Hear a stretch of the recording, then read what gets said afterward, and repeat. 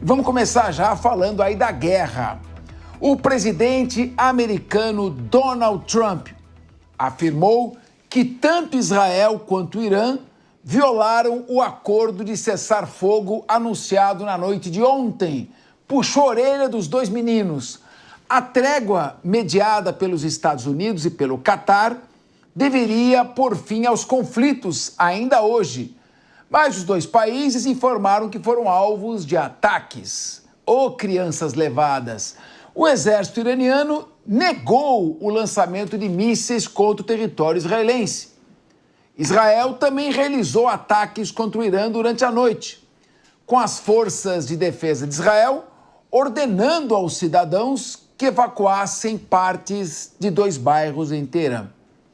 Em uma publicação nas redes sociais, Trump exigiu ao aliado Israel que não volte a bombardear o Irã.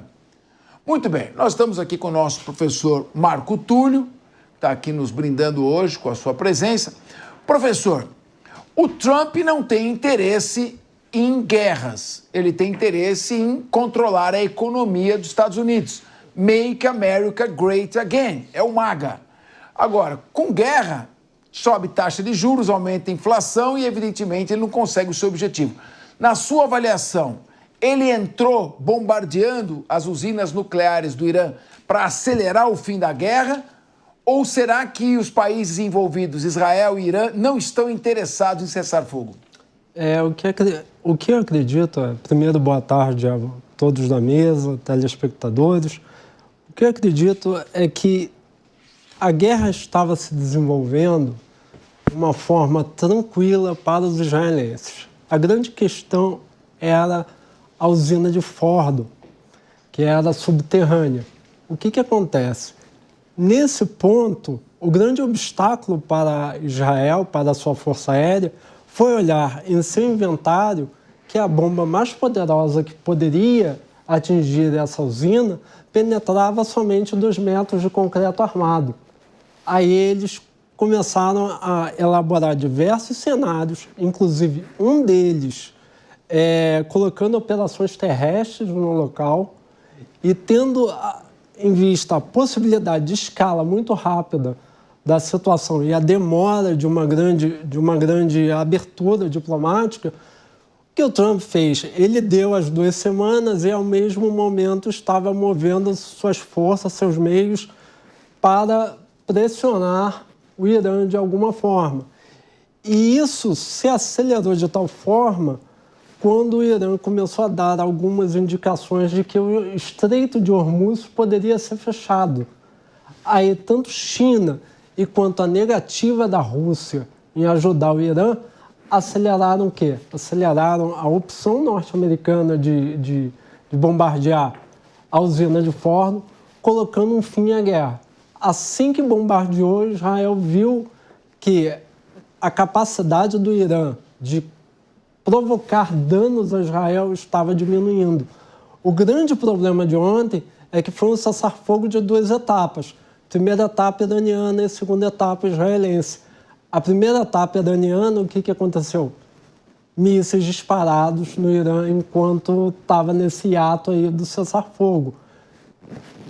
Israel, quando foi pegar e montar a sua resposta a esses ataques, já estava muito próximo do cessar-fogo. Então, o que Israel fez?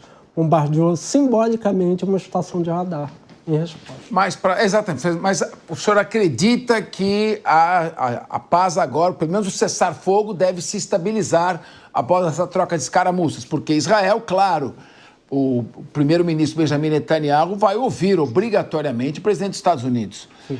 Mas a minha dúvida é, há quem diga que as usinas nucleares de Fordow, por exemplo, não estão a só 80 metros subterrâneos. Pode chegar até 500 metros. Ninguém tem certeza se o programa nuclear do Irã foi realmente desativado ou foi atrasado por meses ou anos.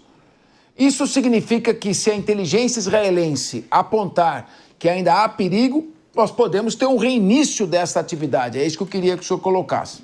Tendo em vista o cessar-fogo que o Trump fez em Gaza e que acabou, levou duas semanas ao máximo e acabou, justamente porque o cessar-fogo não contemplava o principal objetivo de Israel sentar à mesa, que foi a questão dos reféns. Israel precisava que todos os reféns voltassem para a sua terra. Quando isso não aconteceu, Israel voltou a atacar. Eu acredito piamente que esse cessar-fogo ele é temporário. Por quê? Porque a questão principal ainda continua sendo: o Irã irá desmantelar seu programa nuclear ou ele realmente atrasou? Ontem saiu um boletim da IAEA falando que não houve transferência de materiais radioativos de uma usina para outra. Isso leva a crer que o que aconteceu em Fordham vai ficar em Fordham. Porém, os Estados Unidos liberaram 2 aviões que ficam o tempo inteiro rodando o Irã procurando material radioativo no ar. Perfeito.